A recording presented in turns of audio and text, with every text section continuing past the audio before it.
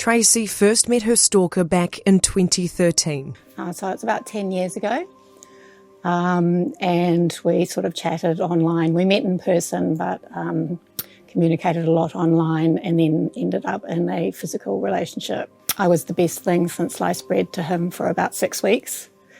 And then it rapidly changed. It was another year before Tracy broke things off, but he wouldn't take no for an answer. He began harassing her online and tormenting her one insidious move at a time. Just little things to let me know, maybe like pot plants moved, happen to drive past me when I'm at cafes and then come into the cafe, be on the side of the road at a roadside cafe on my route home from work, from walking. Yeah, just lots of little things. Then it began to escalate. He set fire to my house. He turned up one night with a weapon, and when he couldn't gain entry, he carved a cross in my door. He sent me death threats. Did you fear for your life at this point? Absolutely. So when he turned up at my house with the weapon, I thought I was going to die. Tracy couldn't eat, she couldn't sleep, and she spent most of her days looking over her shoulder. As if you think of that gazelle in the nature program that smells the lion and it lifts its head up and is listening intently for the next sign of danger. And then you end up living like that, waiting for the next sign of danger. She went to police, and after finding out her ex had a history of violence, she applied for a protection order. It's sort of ironic that I say that I was lucky that he escalated his behaviour very quickly in a matter of weeks, which gave me grounds to apply for a protection order. But it had to be at that level. It had to be like setting fire to my house before a protection order was in order. What do you think might have happened if he didn't have that criminal history with police and if he wasn't doing the big things? He was doing the small, insidious things, which still take a toll. I would have had no recourse. That's because right now, New Zealand doesn't have any specific stalking legislation, and victim advocates say police lack the teeth and the tools to deal with it. Harassment laws do exist, but they're mostly treated as a civil matter. Protection orders like Tracy's are available to those who've been in a relationship with their harasser, and restraining orders for those who haven't. But the threshold for proving harm is high, and many, like Tracy, say the orders aren't fit for purpose. It's very much designed for, I think, very obvious physical violence. You have to prove that you have a case, and the cost is on me to pursue that in family court, which I did to the tune of $15,000 over almost 2 years.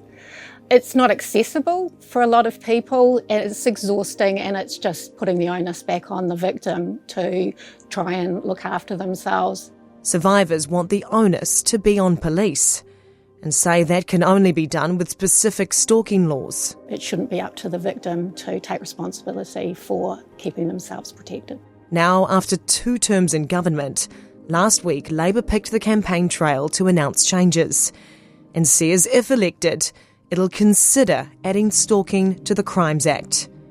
But for Tracy, there's no relief just yet. No, until we get laws in place and until we get the education into the legal system, so we educate police, we educate lawyers and we educate judges, most importantly, about the nature of this behaviour and the consequences of this behaviour, we're not going to have any change, and we need change.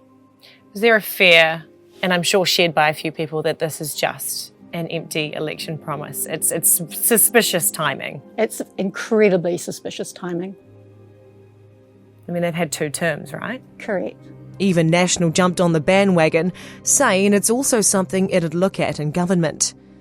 But what Tracy wants to know is why now? It's essential, and I encourage everyone who's voting to think about the domestic violence policies of the party that they're choosing to vote for, their track record in this area, and whether they're actually prepared to make a commitment rather than just saying they're considering, or, you know, it's something that they're potentially writing policy about. We don't need policy, we need action.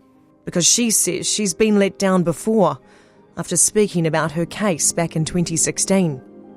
An MP in opposition at that time in 2016 tweeted it saying, you know, that our statistics on domestic violence were abhorrent and we needed to do something about it.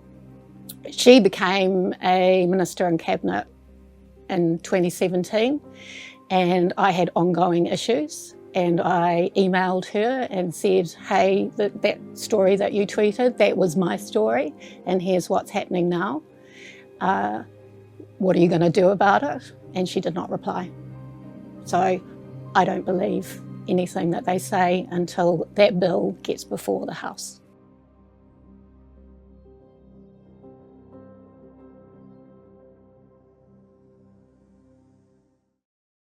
Thanks for checking out our YouTube channel. To stay up to date with all the latest news from the New Zealand Herald, click the subscribe button below or check out one of the videos here, and head over to nzherald.co.nz for more details on these stories and more.